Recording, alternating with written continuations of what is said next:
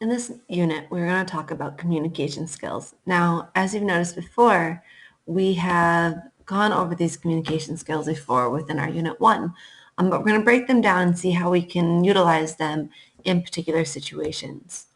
So just to get some information, we know that 23% of teenage drivers in fatal car crashes possessed a blood alcohol concentration level above the legal limit of 0.08. We see it national statistics, and you guys can take your own time and pause the video to watch this.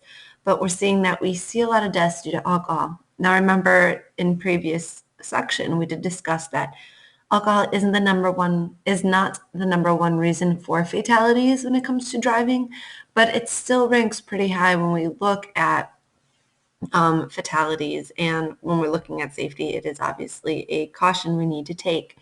A big one too, that if you didn't notice on the slide, is that 56% were unrestrained. So even wearing your seat buckle, which sounds elementary, becomes a really big safety precaution to use when it comes to saving your life in an unsafe situation. Now, again, more statistics. We look at 28% of our nation's teens rode with a driver who had been drinking alcohol one or more times in the last month, and then 10% of our nation's teens drove when drinking alcohol one or more times in the last month. So we're looking at a quarter of you are responsible for being in a vehicle with a drunk driver, and 10% of you were the driver. Now, going back to review what we've talked about before, and you'll have to use in this unit, are assertive communication skills. So the big ones are nonverbal behaviors, looking at remain calm, demonstrate confidence, talk in a friendly, relaxed way, and keep your voice at a normal speaking level. Now, realize the situations that we're discussing today in this video are involved with alcohol.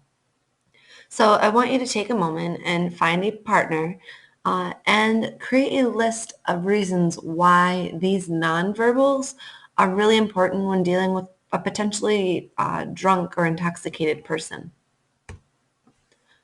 When we look at verbal communication, we're looking at speak honestly, speak without hesitating, and then when someone pressures you, do something that you don't want to do, say no clearly and directly, and then suggest another activity or walk away.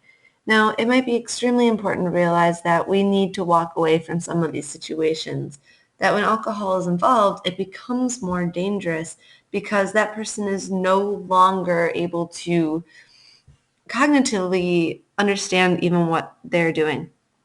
So again, make sure that when we look at these verbals, understand that they're important to do, and we don't want anything to escalate to dangerous levels of violence, which again can happen when alcohol is involved or other drugs. All right, other things we want to do are going to use I statements, such as I disagree. We want to avoid telling someone that they're wrong. Now, they might be, which is true, but we want to go and understand that, again, if I'm talking to someone who's been drinking and they're about to make a bad decision, calling them out might cause them to continue on their behavior. So we want to, again, use that assertive communication, look at that empathy aspect of it, and really look at what can you say about how you're feeling versus telling that person what they're doing or that they're wrong. A couple more things. Express appreciation. This may or may not come in handy. Again, looking at the situation we're having, this is a review. Tell the person what they did, how you feel about what they did, and in this case, what you like or didn't like. So if someone's drinking, you can say, hey, I noticed you've been drinking. I really feel uncomfortable getting behind the wheel with anybody who's drinking. Don't have to necessarily call them out. And say, I appreciate, if you would give me the keys, or I think it's cool that last time you didn't drive and we can find somebody else, and suggest that activity. Same thing. All right, refusal skills, here's a big one. All right, so nonverbals is calm down if you have strong feelings. If you've ever been in a fight, you think about if one person starts to escalate, the other person starts to escalate, and voices keep battling back and forth and getting louder, behaviors become more aggressive. So it's really important, especially if you're trying to get out of a dangerous situation, to keep yourself calm, and in response to that, that person might keep calm. Direct verbal behaviors is saying no. Repeat the same phrase over and over again. Suggest an alternate activity, give a reason, and walk away. All right, what you're going to do is you're going to find a partner who's about this part in the video, and I want you to go through each of these situations. Again, you're looking at assertive skills and you're looking at refusal skills. So again, for the first one, you're a passenger and the person you're going to ride with has been drinking. So you're putting yourself as you, and how do you approach, and we're going to say it's your best friend. How are you going to approach your best friend in the situation? Next one is you're a passenger and you don't realize the driver's been drinking until they're already in the car and it's moving. So at this point, what do you do? How do you, again, try to get out of the situation the most safe way? You're a bystander for situation 3 and you see someone getting in the car with a driver who is under the influence of alcohol or drugs. So you don't know the person who's driving. You may not know the person who's getting behind the wheel, the person who's getting into the car. But should you intervene, what should you do? And if not, explain why. The last one is you're a bystander and see someone who is under the influence of alcohol or drugs get behind the wheel. So nobody else is getting in the car, but you see someone stumble up to their car to get in to drive away and leave the party. Again, what should you do? What can you do? Write down your responses that you've worked with on a partner on how to handle these situations, and be prepared for me to ask for them as an assignment. Now, here's a couple of things to do. So when we look at you're a passenger and the driver you're the passenger and the driver of the car you'll be riding with has been drinking. You have your driver's license. You can ask to drive.